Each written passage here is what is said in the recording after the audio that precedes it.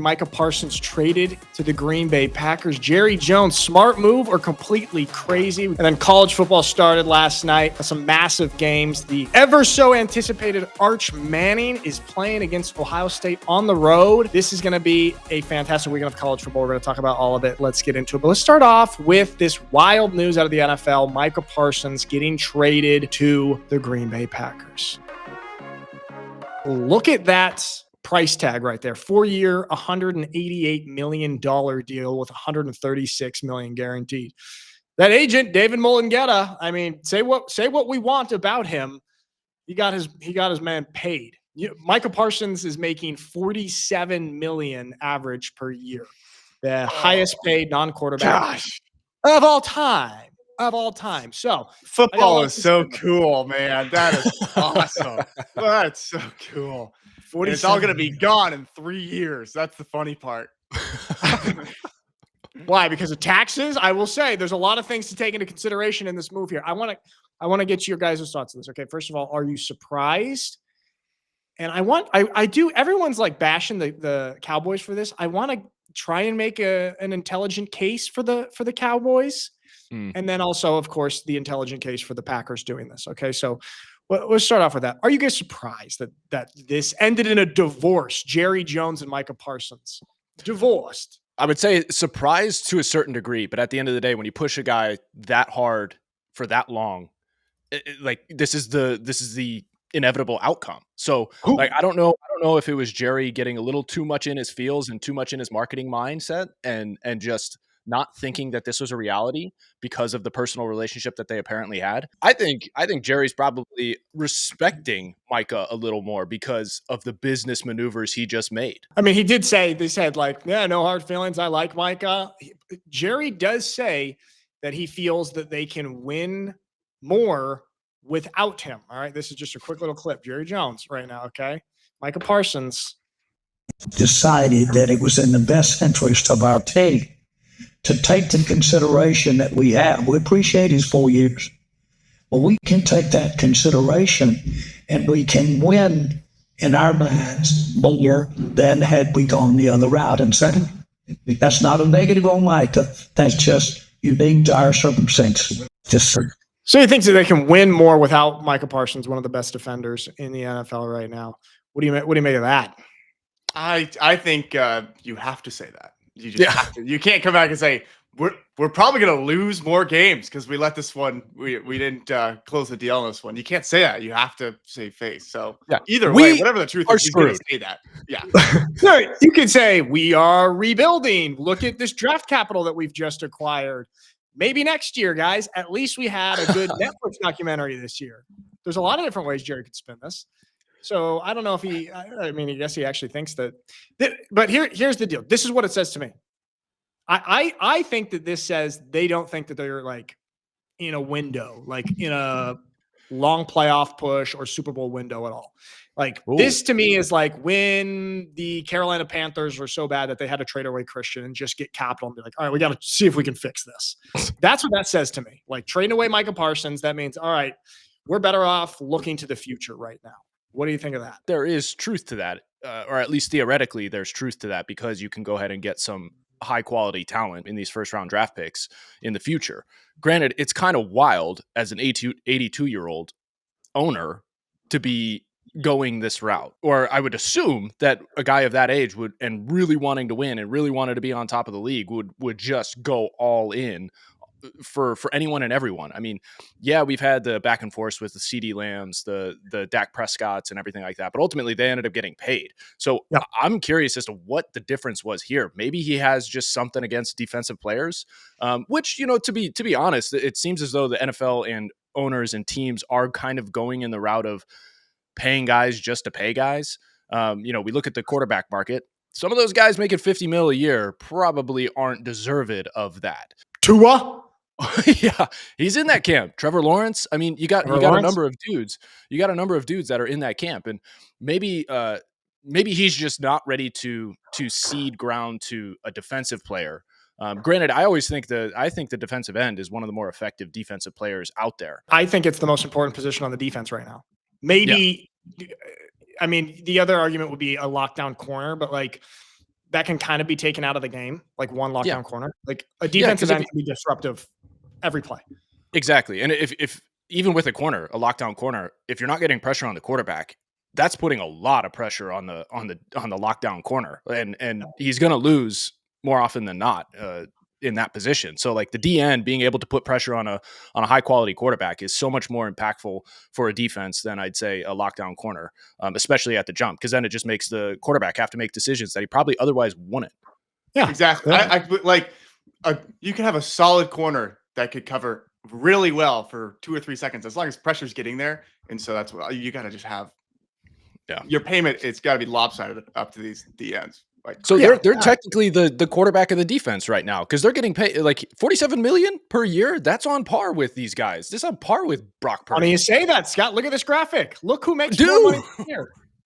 He makes more money per year than our boy Patty Mahomes, aka Dylan Raiola. We're going to talk about college football. Dylan Raiola. How much more? What was the Cowboys offer to Micah Parsons per year? I think Jerry said, and let me go back to this because this is what, like, to try and defend Jerry, this is like what some people are saying. Like, Jerry Jones bought the Cowboys by shaking hands with Bum Bright back in the day. Micah Parsons committed to a contract extension with Jerry on a handshake. And then when Parsons re-engaged, Jerry decided Parsons would never again wear the star on his helmet. If Jerry can't trust you, you're done. So I feel like, because Scott, you were talking about how he had kind of like waited the last minute to do the contracts with Dak and then with CD, but he did end up getting them done. I think that this actually probably, because Jerry's kind of like an old school guy, and we realize he cares.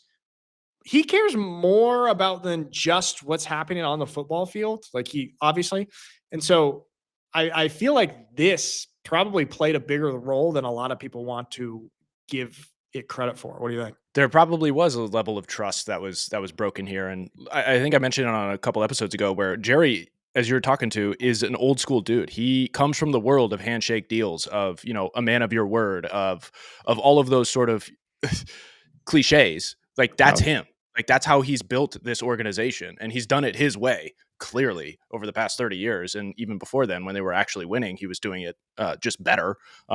So I think there's probably some truth to this. And maybe that's why Micah ended up winning it and finding a way. And that's why I say, like, there's got to be a level of some respect. I know he says what he says on the podium and in front of the microphone or behind the microphone.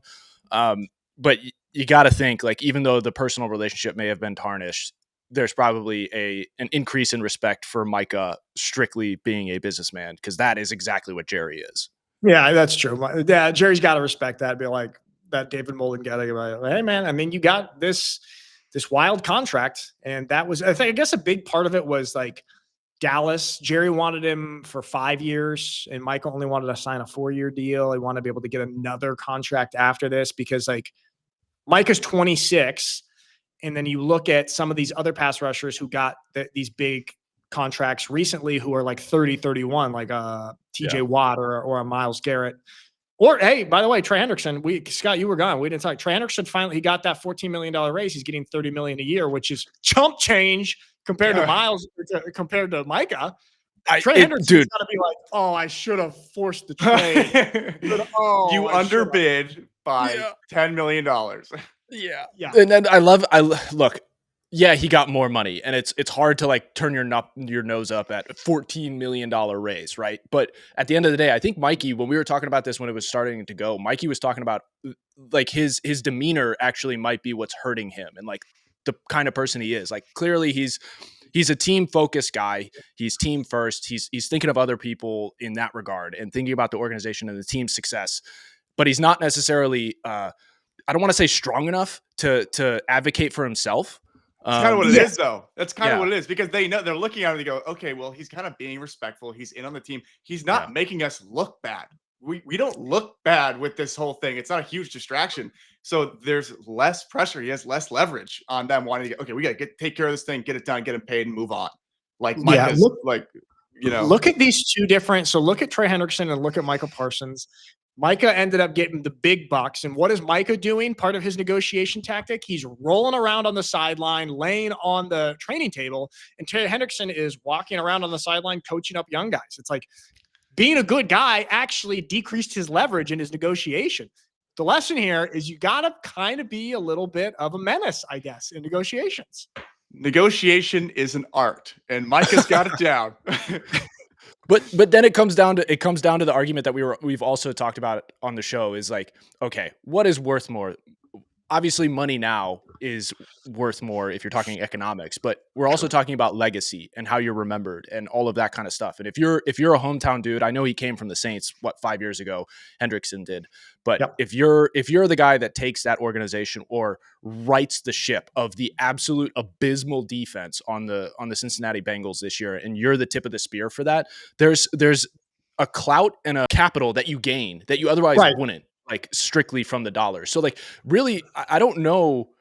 It's a big question mark. You talk about Micah being super young. Like we ultimately don't know how his legacy is going to turn out. And Hendrickson's a little older. So maybe he's thinking more of like, hey, legacy, how can I help? What gives me the best chance to win right now? Like I'll just bite the bullet here, take the raise. And hopefully we can go back to the table based off of my continued outperforming success on the field.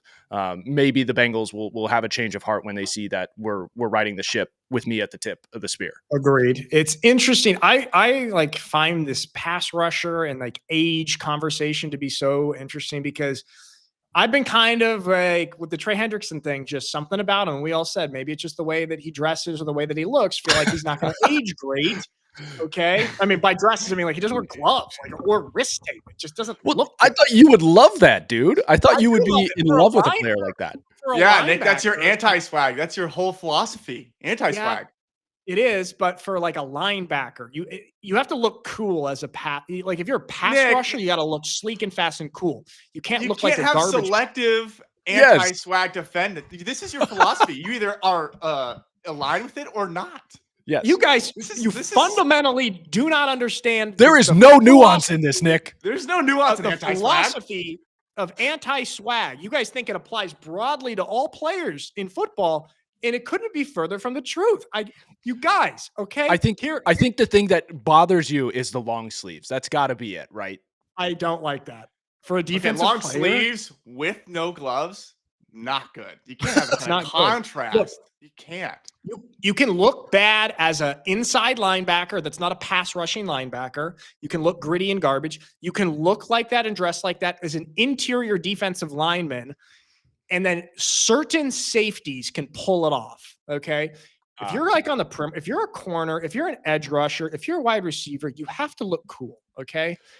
Anti-swag is a selective philosophy, and that's where I stand on it. Okay. And Trey Hendrickson is abusing it, and that's why he's only getting paid $30 million compared to Micah, who looks way cooler in his uniform. There's your headline. Well, that's the headline. Look at this. This is cool. Speaking of these, because everyone's like trying to debate, is this a good move for Dallas? Is it good for Green Bay? And this is, can you guys see this? Maybe I'll make it a little bigger. Yeah. Scott, can you translate this graph for me? Yeah. Enhance. All right. What did it say? Okay, so this guy, he says, people will hate, but this is actually a solid trade. Parsons has been a distraction for a while and has been nowhere to be seen in the playoffs. That is a fair point. He has peaked. It was never worth it to pay him a ridiculous contract. 2 first rounders and dumping him for the emotional baggage, easy W. So look, this graph here. It just shows the decreased production of pass rushers and sacks that are accrued by players by age. And it like seriously drops off. I mean, this one, I don't think is such a great argument because Mike is 26 and that's essentially right at the peaking, but clearly like, this is what I think the Bengals were thinking because Trey Hendrickson's 30. And so they're like, all right, you're certainly at the tail end of your production. What do you guys make of this graph? Mike, can you understand this graph? What do I make of this graph? Good colors. I like it. And it makes my brain feel silly because it feels like school. So that's the Oregon State interpretation of the graph. Can we get the Yale interpretation of the graph? Just think of this as a really bad couple years for XRP. Just think of it that way. And then... we weathered that. I can't even speak to that. I don't like how it goes down. That was a dark time. Yeah. No, see, I think you're right. Okay. So the Bengals are probably going off of this general trend of aging defensive ends, but it's really difficult, I think, in their stance right now to continue to play off of the averages when the guy that you're talking about was the NFL sack leader, at 30. And over the course of the past 2-3 years had been on an upward trajectory. Like Right. he's aging really, really well and continuing, and he's hit a peak. And after 3-4 years of doing that in the latter years, like you got to assume you're going to get another 1 or 2, or you got to hope that you're going to get another 1 or 2. I just don't like the Bengals. They're a lot of times they always regress to the mean, and they're always like this really careful with their decisions, and that doesn't always pan out right. And we're seeing that with the defense. Like sometimes you got to kind of step outside the box to make a move or make a decision. One, for the culture, and then two, for the potential to continue the success that the guy has produced. So you look at like the Steelers even decided to do that this year, and with a lot of the moves that they made. Obviously they're a defense first sort of organization. So I'm talking more on the offensive side. They're deciding to shake it up because something's amiss there. And it's been that way for way too long, ever since Seven retired. So they're like, hey, okay, now maybe we need to try something new. So I think the Bengals probably needed to do that with Trey. Obviously they retained him. And they got him at a discount. So good for them, but not good for Trey. No, not for Trey. I mean, a massive discount when you now look at the new market set for pass rushers. But going back to this, I totally sidestepped the conversation we were having with the Micah stuff. There's some credence to that. Getting rid of emotional baggage and potential for locker room distraction is actually a massive plus that doesn't come through in the dollars and cents. Like that could actually be a big plus. And I think the you guys talked about it, him lying on the table and everything on the sideline and everything. Like that's just a bad look for your teammates too, because that's the one plus that Trey has. Like he's going and being part of the team even when he's going through these negotiations, and he's not making it about himself front facing, and especially with his teammates. It's like, okay, this is a business conversation that I'm having behind closed doors, a little bit coming out here and there to try and like angle things. But Micah's was all just like, hey, laying it on the table. I mean, obviously that plays into Jerry Jones, but I think there is some credence to what this tweet's talking about. Is like, hey, they may have dodged a little bit of a bullet. Completely. And then when you have a leader on the team, if you have one like one of your top dogs on the team who is everybody's looking up to, and they have a gripe with the front office and the staff, that is not a good example at all. Yeah, it's tough. I will say also, Mike has a podcast, and he has gotten in a little bit of, I don't want to call it hot water, but like has been criticized sometimes for some of the things that he says on his podcast, which can be a distraction to your organization and also to your teammates. Like that's also just another little wrinkle there. Okay, last thing on this, and then we got to move on to college football.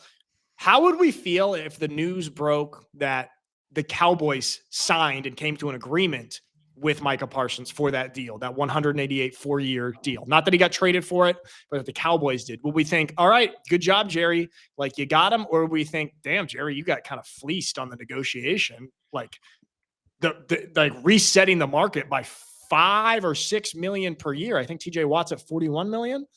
Would we think, good job, Jerry, or you got kind of won over?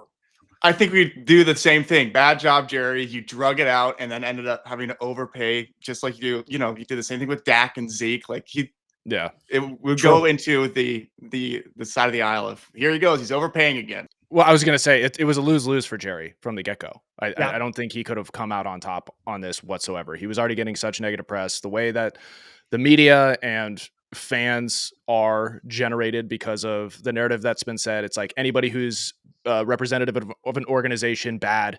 Anybody who's the player or the disenfranchised, good. Like that's always going to be the case. So everybody's always going to side with the player.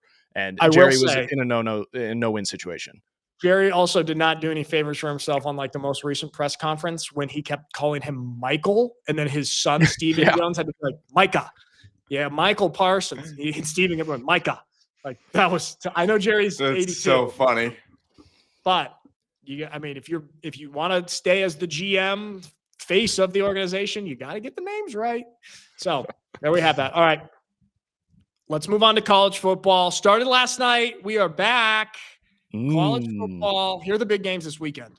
Okay. Well, forget that number 10 right there, Boise State. They got smacked last night, by the way. They are just brutal without Ashton Gentry. They lost like 34-7 or something. Just tough. Dang. Didn't they go in ranked 24? or 25? Yeah, they were ranked. Yeah. Let me see. What did they have? Yeah, let me pull it up. They were here it is. They came in. Yeah, they were 25th. Ooh, that South is Florida. bad. South Florida? I don't even Can we heard have of them before. I heard of Central Florida and the University of Florida and Florida State. How many Division I programs are in Florida? Here's the big games. Here's the big games. Obviously, the number one, Texas, Ohio State, the reigning national champ against perhaps the most hyped up college football player of our lifetime, maybe, I would guess, in Arch Manning. And so we've got two new starting quarterbacks, like Julian Sand for Ohio State. I know Arch started a couple games last year, but this is his first real starting or game as the starter at the start of the season. One of the most highly anticipated season openers for college football or first weekend openers for college football here, having these two teams. What do we think about Texas and Ohio State? It's at Ohio State. So you got two new starting quarterbacks. I couldn't be more excited for this. I mean, that's a drop in the bucket. Everybody's pumped for this thing. But this is exactly how college football should start off. And the beauty is like, obviously, you guys know, we know on the show, having played, that the first 3 weeks are kind of rough. Like, you're still trying to like get in the rhythm of season prep and game day and game week and all that kind of stuff. So like, there are going to be kinks that are ironed out during this entire process. But the fact that you have two top-notch programs facing off, like usually you're facing like patty cake or cupcake teams in this, so you work those kinks out and don't risk losses. But this, I love that they're putting it on the line early. And I love that all of these teams are essentially putting it on the line early. I mean, obviously a homer here, but Notre Dame, Miami, you got CJ Carr, who's been talked about for ages. Can't wait to see what he does for Notre Dame and the Fighting Irish, going up against Carson Beck, the former Georgia quarterback who jumped in the transfer portal, backfilling Cam Ward and all that kind of stuff. So, and then the legendary rivalry between those two colleges is going to be awesome to see. Yeah. I want to, like, Scott, I know you didn't play quarterback in college that much. You switch positions here, but like having two new starting quarterbacks in this game, this Texas Ohio State game. I want to talk more about the Notre Dame game in a second, but the Texas Ohio State one, I'm like, the offense is usually a little bit slower to get started with a football team. And so what do you think is like a key for these two new starters? I mean, Arch Manning has a little bit more experience than Sand, but like, what's the key when you're coming into a big game or being a first-time starter as a quarterback for the start of a season? Key is absolutely offensive line and the run game. Like, you have to establish that early to get a new quarterback, comfortable. Within the first couple drives, I think obviously that's probably what both of these teams are going to do, unless they have just an absolute killer behind center. I think that's the most important thing, is getting the quarterback as comfortable as possible through the run game and through the offensive lines, getting that vibe, getting that feel. It's going to take a few games. Like I said, usually you play the patty cake teams, but with a new quarterback, you don't really know what you got until you're probably week 6, 7. And seeing how they handle the adversity, handle the ups and downs of drives, handle like those first couple blitz packages that come at them. But I think the most important thing is seeing how he goes through his progressions, getting him comfortable first, like I said, in the running game, and then going from there. Like, you just got to establish the running game. And for any, even a veteran quarterback, you got to get the run game going to give them some breathing room. Yeah. I mean, what do you think about these coaches or these teams when they haven't picked a actual starter yet, quarterback wise, and there's a quarterback battle, and they come into the first game or the second game and they go, okay, you're going to play the first half and you're going to play the second half. How hard is that as a quarterback to know you only have a half to prove? Like, you don't get a full game, and so you have to go in knowing like you're only starting second half. Like, yeah, if you got two quarterbacks, you have no quarterbacks.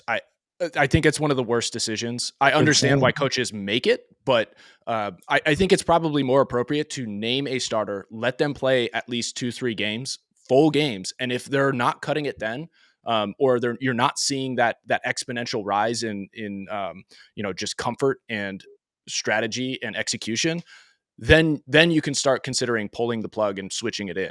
But even then, that might be a little early. I think continuity is such an important thing that people don't recognize, especially on the offense, like the offensive line getting into cadence, and the receivers and even the running back, and like the point of delivery and all that kind of stuff. That's so important. And if you're messing around with that and you keep tossing dudes in, you're going to have chaos, and there are going to be turnovers that happen, whether it be through the air or on the ground. Like it's it's inevitable. And then also on top of that, you don't have a leader. Like you absolutely do not have a leader. And I think that's the biggest void when you approach it. Find that to be a coward move by a head coach. It means like they're not willing to bite the bullet and make a decision. I agree. They're basically letting public opinion choose the starting quarterback. They're Yes. like, well, look, you played better, so obviously I'm making the right choice because completely it's on both. And it's basically outsourcing your head coach decision to public sentiment. And it's a coward move. Absolutely correct. So then you can go into the staff meeting and go, well, you guys saw how he played the game. That's why I put him there. That's the most minimal analysis that you can do. So it's such a cop-out. I think like the Arch Manning situation is wild. Do you know he's literally the favorite to win the Heisman Trophy? Like he played in like 3 games last year or something. It's just like I understand it, but like if his last name was not Manning, we would be talking about him so much differently. I mean, he's a great quarterback, but I think even like Sark knows, and this is probably what they're like, you don't have to go out and be a superstar and win this game on your own. They're on the road at Ohio State. Just like use your weapons. Let's just make it easy for you. And like, you don't have to do anything special. Just, deliver the ball, get the ball to your weapons and such. And so I'm just like, what do you think of this hype with Arch? I don't think it has, based on how he's presented himself and how he's gone about media and all this kind of stuff. Like he could literally grab the world by the sack because of his name and because of everything that's come from his family beforehand. But he's chosen not to, which is a huge plus on talking about building a team culture and the locker room and becoming a leader and waiting for your turn and all that kind of stuff. I think this is all just media driven. I don't think he wants anything to do with it. And I think it's completely unfair to put it on him at this point in time. And it's just like, we've had the story of a lot of people coming in who have never taken a snap, who get a lot of hype, but this is just at a different level. And I think it's absolutely unfair to the guy. You got a lot of people talking about, the tape doesn't say that he's a first round guy or a top overall pick and so on and so forth. It's like, well, yeah, duh. He's got three games under his belt. Yeah. Like, why are we expecting him to bring no fault of his own? He's actually in interviews been like, yeah, I mean, I haven't done anything to deserve any of this hype or praise. So like, I really actually like him in the way that he's presented himself. And I do think that he will have a really good season, but I think we should kind of pump the brakes a little bit on like first overall pick and all of this. Yeah, go ahead. How's the hype of what Arch is getting compared to what Shador was getting, just from your last name? Well, that's a good question. I will say this, at least Shador, like he was phenomenal at the 1AA level. And then so when he got that hype going into Colorado, there was something to build off of it. It's like it wasn't just really his name. His name magnified it for sure, but it was a good amount of it was built on what he'd done in college already. Granted, at mine and Scott's pathetic level of 1AA, Mikey. Okay, so pathetic. Pathetic. You don't even get new gloves every week. Actually, Georgetown had a really good system. I had to because grovel we had a for really mine. Good basketball team, so we had a nice contract with Nike. So I got sometimes new gloves. Okay, what do you think about this? The equipment manager is one of the most integral guys for team culture and morale. Being generous with equipment to your guys is such a morale booster for your team. When you're in camp, when you're in middle of the season, some guy asks for an extra pair of gloves. He goes, "No, you got gloves." Yeah. Morale tanks right there. One of the more underrated parts of a football team, I would say, because morale and.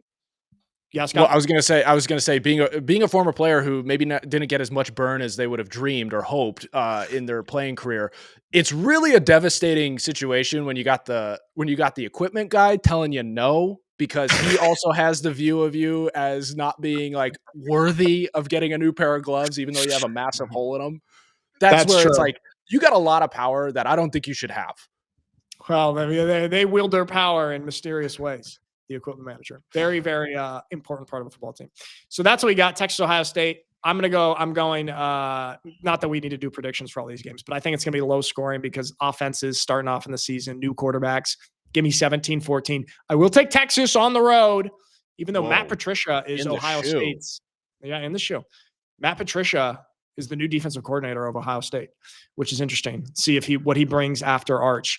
I just feel What happened? What's that? Well, sometimes that happens. We'll bounce back to college. Sometimes it happens. Look, head coach though. NFL head coach, college coordinator. Well, Chip Kelly, and he did Chip great. Kelly is an offensive coordinator at Ohio State. Yeah.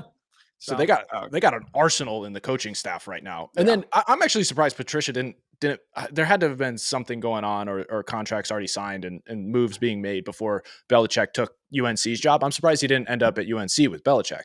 But maybe this is his way to like, hey, okay, I'm going to be back in the college ranks, and then ultimately, once things go awry at UNC, I can swoop in there and help. Yeah, there you go. Speaking of which, not to jump out because I want to talk about Notre Dame, but real quick, just what do we think of Notre Dame with Belichick? They open up against TCU. What do we think about them? Like, how do you think Belichick's going to do in the college ranks? I mean, we're going to see. I think we're looking at a couple games over 500 just in the first year, and I don't think that has anything to do with him. I think it's just a matter of it's going to take time to build the program the way he wants it, and his recruits transfer portal helps a little bit, but it's not going to be like the panacea. So I think it's going to take probably 2 seasons for him to really come on the scene. But he has everything. He has everything at his disposal. You talk about donors. you got the Jordan logo on everything. You got Michael Jordan literally in your locker literally room. Michael Jordan. Yeah, like that poll is insane. Plus, you got Lombardi in the front office managing all of the player personnel stuff, and you have a great deep history with him and winning Super Bowls and so on and so forth. So I think the Tar Heels, while it may not happen this year, I think they're ready. They're building the foundation to make a serious run over the next 3 to 5. Also, look at this schedule. Aside from Clemson, this schedule, it's a top 10 easiest schedule in the country. So they're really going to benefit from that. I could see them being like a 8-win team or something like that. Like I really could. I think they have like 40 guys from the transfer portal. So like Belichick's really piecing that in, and that'll be the challenge, I think, is piecing in all these transfer portal guys and seeing what kind of culture you can actually build. How fast do you think you could build get your culture set to where you want it when you're bringing in so many transfers? If you're Bill Belichick, maybe a little faster than the regular guy. What do you think, Scott? Yeah. If you're bringing that many Super Bowl rings into the organization, I have a feeling, or I hope, that the young college players can respect it to a certain degree, where that culture can be concretized much sooner. And look, as a former NFL coach for 20 plus years in those Super Bowls that I mentioned, every year you have a different team, you have a different locker room that you have to kind of continue or reinstitute the culture that you've built. So I think if anybody can do it, he's used to doing it every single season, at least to a certain degree. That's different than, say, other college coaches. So I think that, call it culture curve, will be super, super exponential and high at that. Did you see that quote from Belichick that somebody asked him, like, how do you like college versus the NFL? And he said, well, in college, you don't have to deal with an owner or an owner's son. So he's enjoying a little bit of that freedom, I guess. Real quick, let's just, because LSU Clemson, I just want to touch on it. Scott, Brian Kelly, your favorite former Notre Dame coach, LSU. I think this is an interesting matchup because this is basically 2 different philosophies of college football now. You've got Brian Kelly and LSU who are piecing a lot of their roster together in the transfer portal. And then you have Dabo Swinney at Clemson, who has famously kind of turned a shoulder against the transfer portal, really not leaned into it and been more of the old school, let's build this college football program like we used to. And so I think this one's interesting because it's essentially a clash of these different philosophies. And I'm on the Dabo Swinney side of build your program up through your recruits from high school. What do you guys think about this one? Completely agree with you on that. I love Dabo's, he planted his flag in the ground and is not budging on it. And, they had they kind of had a bounce back year last year. I mean, I know they barely squeaked out the ACC championship and everything like that, but it was impressive to see, and it's showing that you can win in this environment without doling out gajillions of dollars or jumping into the transfer portal and doing all that kind of stuff. And Notre Dame as well. Like, even though they utilize the transfer portal, it's to a very minimal degree, and they work on building the culture through recruiting and all of that kind of stuff. You know, LSU, while I may have my own druthers against Brian Kelly and so on and so forth, I got to support him here because of Adam Kleffner, you know, being on the coaching staff, on the offensive line. And he's there. like that. So, Clef? Clef's over there as a Bayou Tiger. So I didn't know that. Yeah, I would love it if they did well for him. We got to get Clef on the show. I know. Awesome. I need that. I need that insight. Get that to me. All right. Speaking of which, Scott, we're talking about it. We'll talk about Notre Dame a little bit. Okay. Did you guys? So Notre Dame opens up at Miami. Marcus Freeman against Cristobal. Okay. Interesting little head coaching battle here. And guess what? Cristobal has not been good against top teams, like top 10 teams. Marcus Freeman has been pretty damn good against top 10 teams. And I know they're on the road at Miami. It's not the old 90s environment at Miami.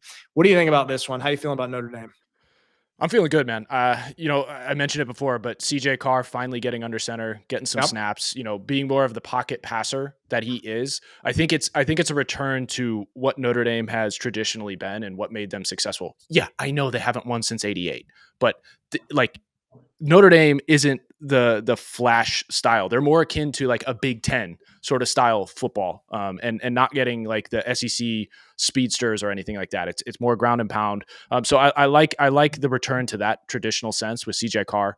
He's highly touted. I want to see how he performs. And then on top of it, I know Al Golden headed out. It's going to be really interesting to see how they adjust this year. But going up against God, I feel like Miami's always has, you mentioned it, since the 90s and early 2000s, they're a paper tiger. They've been in the top 10, top 25 for the longest time.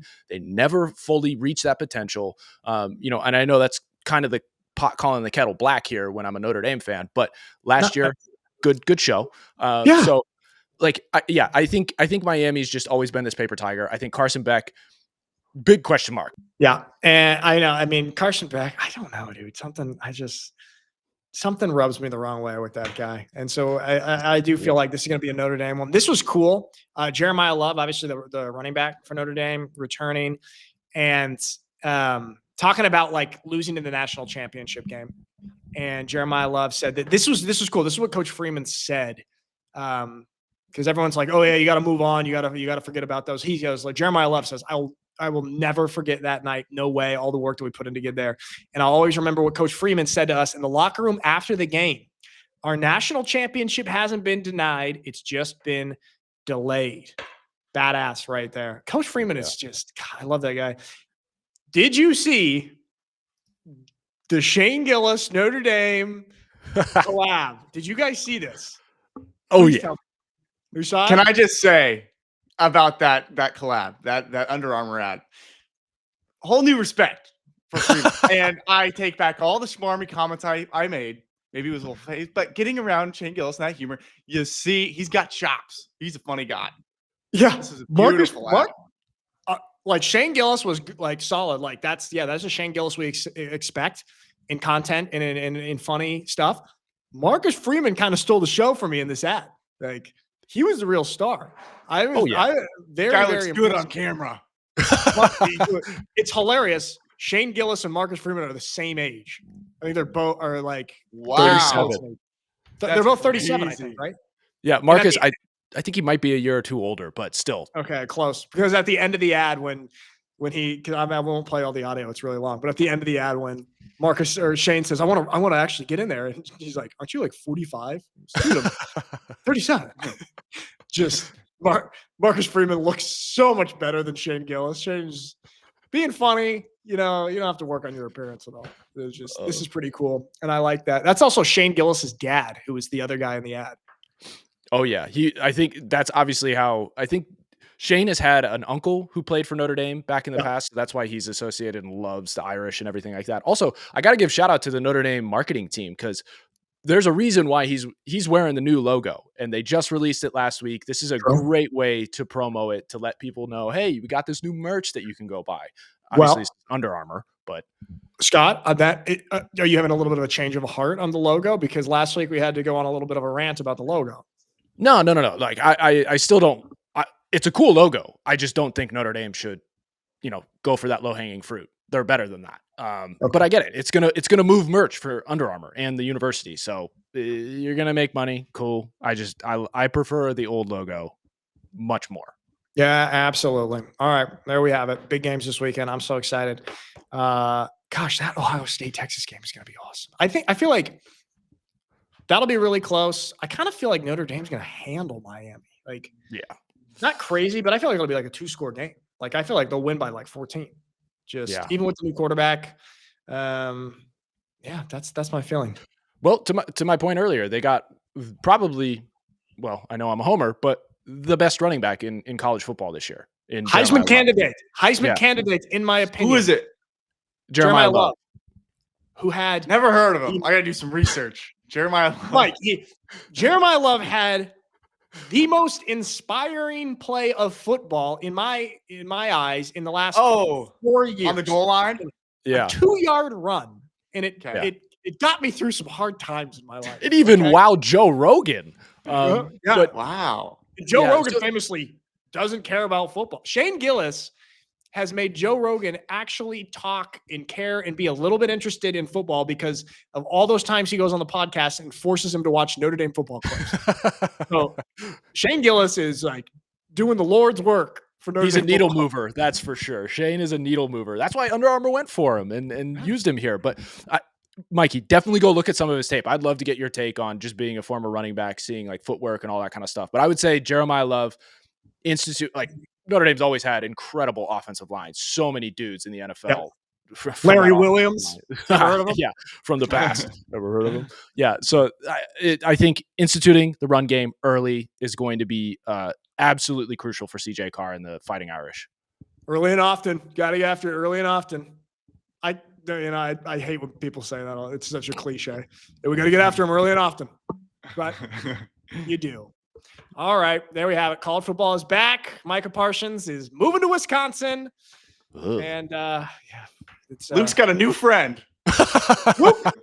Get Micah Parsons. Packers might be really good now. They are going to be good. The Packers are going to win the NFC North, in my opinion. And like, that's the thing. Those first round picks from the Packers for the Cowboys, it's probably going to be like 28 or 30. It's like, great. Not very good because the Packers are going to be good.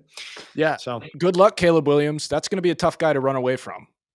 Last thing, the Cowboys play the Packers in week 4. So it's like, that's just going to be awkward. So there we have it. All right, everybody. Thank you for watching. Enjoy the games this weekend, and we'll see you on the next one.